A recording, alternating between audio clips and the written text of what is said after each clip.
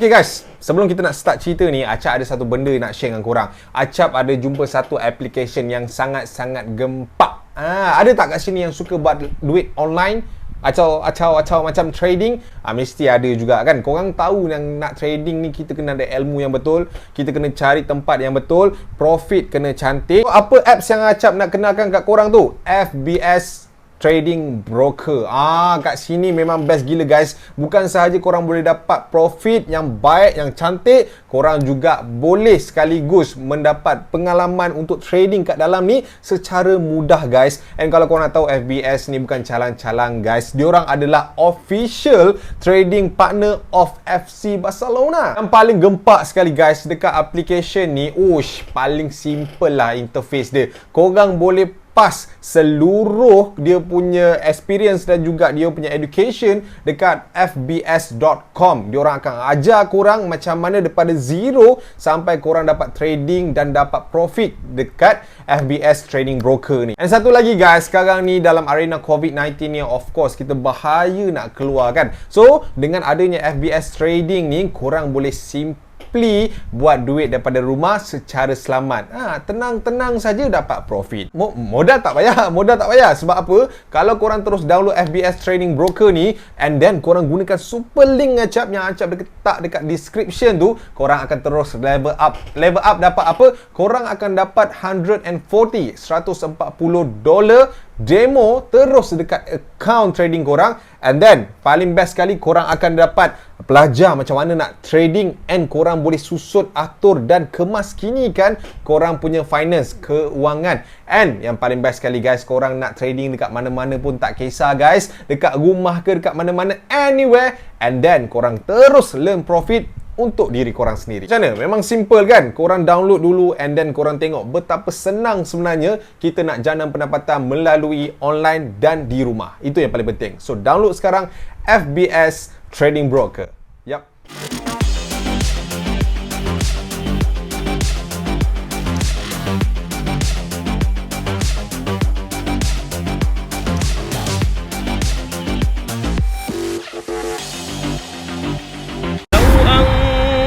أنزلنا هذا القرآن على جبل لرأيته خاشعا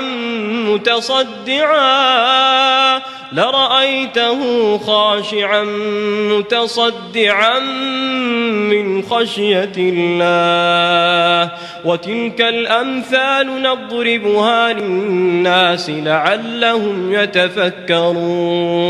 Hai guys, Assalamualaikum, welcome back to my channel. So hari ini dah hari Isnin, kita kembali semula dengan Seram Isnin, di mana kita akan berkongsi kisah-kisah seram yang korang tunggu setiap hari Isnin. So sebelum kita mula, Acap nak ucapkan selamat datang yang dah masuk, yang dah subscribe, terima kasih. Yang belum tekan subscribe, korang boleh tekan like, subscribe dan juga tekan bell notification tu untuk korang dapatkan notification lah kalau Acap ada post video baru. Okay, so kita tengok intro dulu.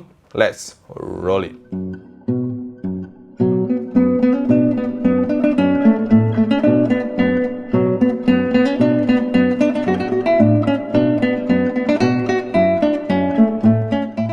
So guys, hari ini kita nak berkongsi dengan korang beberapa kisah ni. Nampak ada bantal kat sini. So kita nak kongsi dengan korang beberapa kisah untuk hari ini. Kita nak mulakan untuk hari ini more to perkahwinan sebenarnya. Sebab ya Allah, bising kursi aku. Minta yang baru rasanya. Bising betul kau ni. Okay. So hari ini kita nak berkongsi tentang kisah orang kahwin sebenarnya. Kita punya tajuk besar adalah kahwin. Ini yang Acap nak kongsi dengan korang pada malam ni. Okay guys, satu kisah yang telah pun dihantar oleh seorang pendengar kisah-kisah seram Acap. Diorang ada hantar dekat DM, dekat email, okay. Yang ini Acap dapatkan daripada email, okay. Kisah dia bermula tentang seorang lelaki yang bernama Haikal. Menurut dia ni sedang mencari lagi jodoh pada umur dia yang sudah pun menjangkau 33 tahun dah tahun ni guys. So kalau korang yang mana-mana mungkin single, yang mungkin belum dapat jodoh tu, boleh PM Haikal ni. Cik gitu. Okay. Haikal ni umur dia 33 dah. So aku panggil dia Abang Haikal lah. Abang Haikal ni dia ada satu kisah cinta tragis. Dia ada satu kisah cinta yang membuatkan dia terpaksa melepaskan kekasih dia tak kala tinggal 2 hari lagi majlis nak berlangsung, guys. Ini dahsyat, ini dahsyat. Okey. Kenapa? Biasalah kita ni manusia kan, kalau kita bahagia tu tak semua mata senang memandang kan. Kisah dia bermula ketika hari ataupun seminggu sebelum dia nak melangsungkan perkahwinan. Mereka ni dah bercinta almost 4 ke 5 tahun macam tu.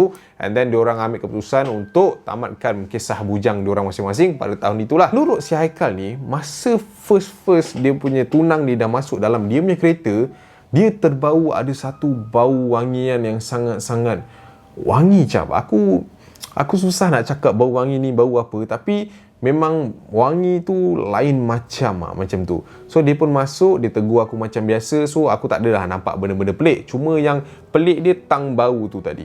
Tapi aku pun tak tahulah. So kita orang pun pergi makan. Lepas makan apa semua, dia kata dia nak balik. Dia kata dia letih. Okey lah, fine. Aku pun bawa dia daripada kedai makan nak balik ke rumah. Okey, kalau nak aku bayangkan ke orang, jalan nak balik rumah dia ni jalan yang ada melalui satu perkuburan Melayu tau, perkuburan Islam lah. So dia kena lalu kubur tu and tegak sampai ke hujung sempang, and belah kiri tu rumah dia menurut dia. Okey, masa aku on the way, cap, nak hantar tunang aku ni, aku tak banyak cakap dengan dia sebab dia kata dia penat. So dia pun macam baring sandar gini. Lepas tu dia tutup mata lah. So aku pun tak nak ganggu dia apa semua. And aku pun jalan ke arah jalan tu. And masa aku sampai dekat area jalan kubur tu untuk aku terus sampai ke rumah dia, ingat tak tadi aku ada cakap yang aku terbau something yang wangi. And masa aku lalu kubur tu, cap, aku terbau something yang sangat-sangat busuk, cap. Ini bukan sebab busuk member ni tak balik lagi ke apa, tak. Tapi memang busuk tahap bangkai waktu tu. Aku dah macam, dah tak sedap hati lah. Tapi aku beranikan diri, aku jalan je kereta aku, and aku pergi hantar tunang aku balik. So itulah yang terjadi pada seminggu sebelum kita orang kahwin. Belum habis cerita ni. Ini baru jadi masa seminggu. 2 hari lepas tu, sebab besok tu aku tak dapat jumpa dia sebab aku kerja. 2 hari lepas tu aku kerja pagi. So malam ada telah time nak dating. And waktu tu, cap, aku dah sampai depan rumah dia. Biasanya perangai awet aku ni ataupun tunang aku ni, aku sampai depan rumah dia, dia dah terpacak dah tunggu aku. Tapi buat julung-julung kali je ni, aku sampai depan rumah, cap, dia tak ada. Dia tak keluar. Aku macam apa hal tak keluar ni kan? Aku pun macam dah pelik lah sebab dia ni duduk rumah bujang. Takkan aku nak pergi masuk pula kan. Setahu aku dia ni duduk bertiga dengan dia punya kawan-kawan. Sebab dia punya rumah mak dia dengan rumah dia ni tak adalah jauh mana. Tapi dia tak tinggal kat rumah parents dia lah. So aku pun macam pelik. Kenapa dia tak keluar? Aku call tak dapat. Aku bagi salam tak ada orang nyaut. So aku pun patah balik pergi dekat area rumah mak dia. Aku pun pergi tanya mak dia, "Mak, ada nampak Alia tak?" Alia bukan keluar dengan kamu tadi. Dia kata macam tu. Mak dia kata, tak ada, mana ada. Saya tak ada pun keluar dengan dia. Saya baru nak datang ambil dia. Habis tu yang nak ambil Alia tadi siapa? Dah jadi satu hal dah. So Haikal ni dengar, dia pun dah baran lah. So dia pun dah baran, dia pun call Alia tak dapat. Tapi dia macam cool lagi lah. Dia kata dia steady lagi lah. Marah memang marah. And then, apa yang Haikal buat, dia tunggu dekat depan rumah sewa Alia sampai Alia balik. Lebih kurang almost 2 ke 3 jam juga, cap. Aku tunggu macam bodoh kat situ. And then Alia ni balik dengan toke kedai makan tempat dia kerja tu. Aku tengok, apa hal mamat ni kan. Aku pun turun, aku pergi sound mamat tu direct punya. Kau apa hal pula nak bawa tunang aku hulu ke hilir? Dia kata macam tu. Lepas tu mamat tu macam pandang aku macam tu je. Dia macam gitu. Kau ni dia dah menyigap pula kan. Lepas tu Alia ni kata, awak ni siapa? Awak ni kenapa tiba-tiba nak kacau dia ni pula? Apa masalah awak ni? Alia tanya aku macam tu. Aku dah macam apa hal pula kau tak kenal aku? Aku dengan kau lagi berapa hari nak kahwin ni? Lagi 4 hari nak kahwin ni. Kau nak keluar dengan aku kan, cari barang kahwin? Saya tak kenal awak lah. Dia kata macam tu. Time tu dia dah pening. Mat, dia punya wedding dah nak dekat. Perangai awet dia dah macam tu.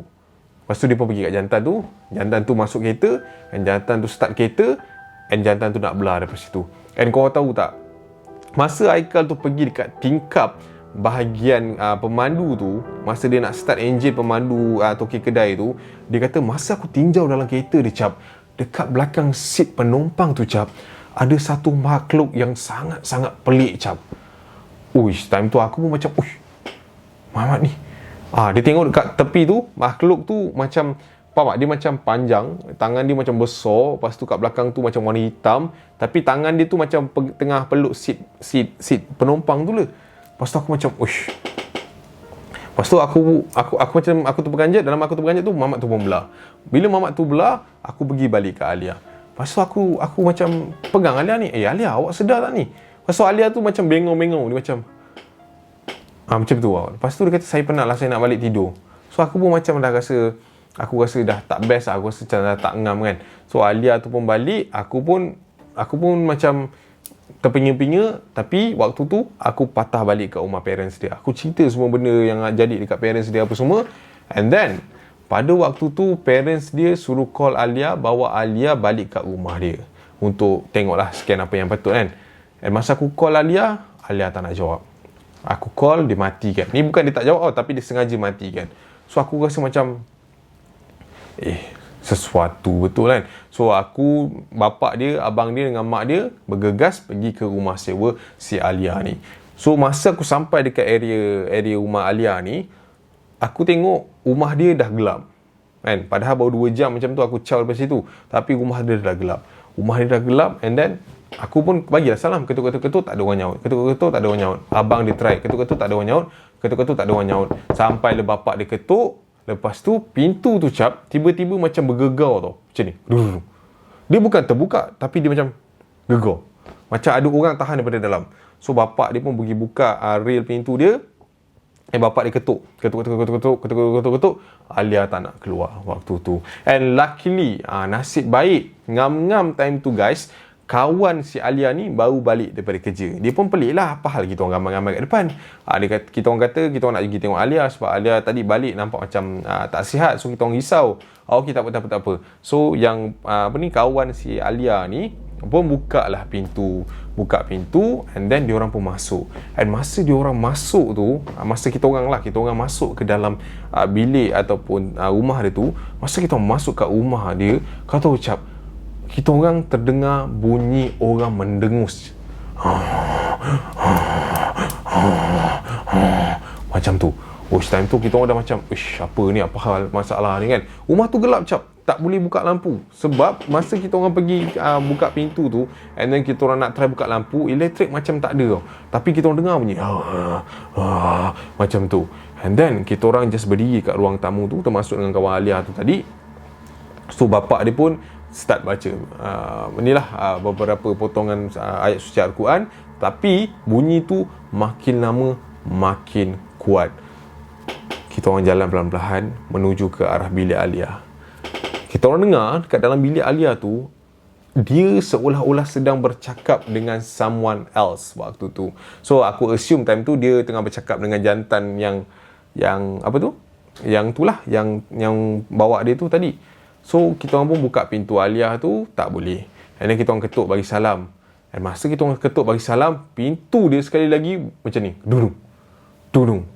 Bapak aku apa lagi, tergajang kat pintu rumah sewa dia. And then pintu tu pun terbuka. And masa pintu tu terbuka, alangkah terperanjatnya, Cap. Kau tahu apa?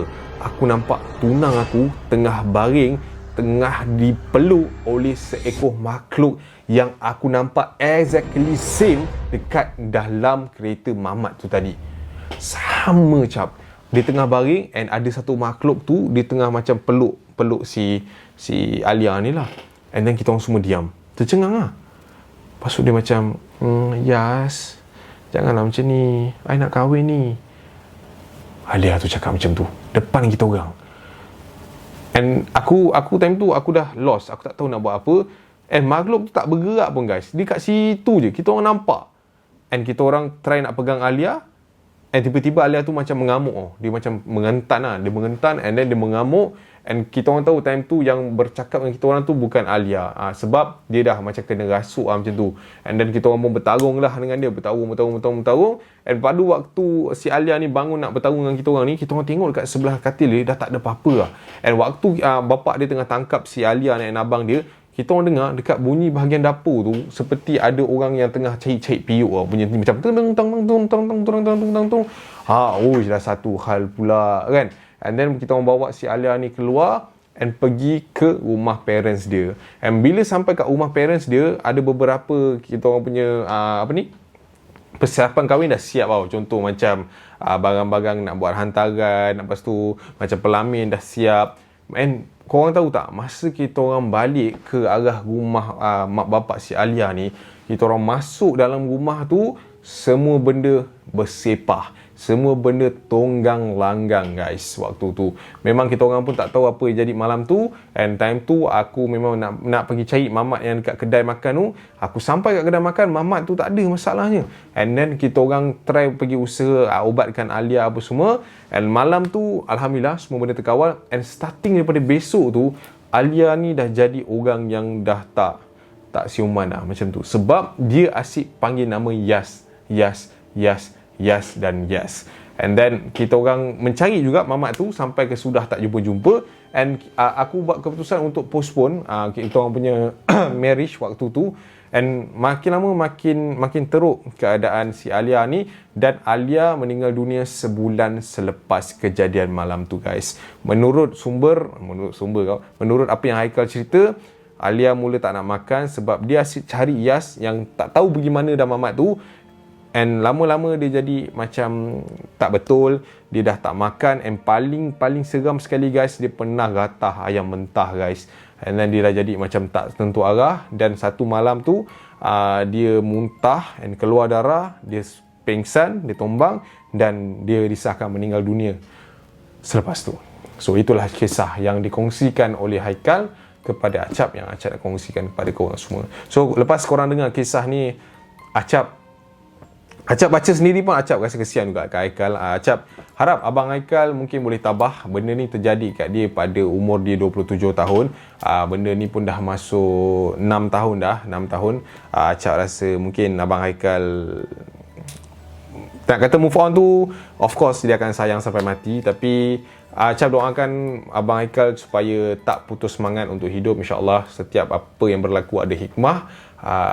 Mungkin dia ambil yang terbaik untuk dibagi yang sempurna untuk abang. Okay, so I wish you all the best. And Acap harap korang yang menonton video ni boleh doakan untuk Abang Haikal supaya dia kekal tabah dan cekal dalam menjalani ujian ni guys. Kalau benda ni jadi kat kita pun, kita tak tahulah macam mana nak respon kan. Tapi itulah, Mamat Yas tu kita tak tahu sampai sekarang apa jadi kat dia. Abang Haikal pun tak tulis apa-apa. So itulah dia kisah yang pertama guys. Yang kedua ni kan, cerita yang kedua ni terjadi masa wedding.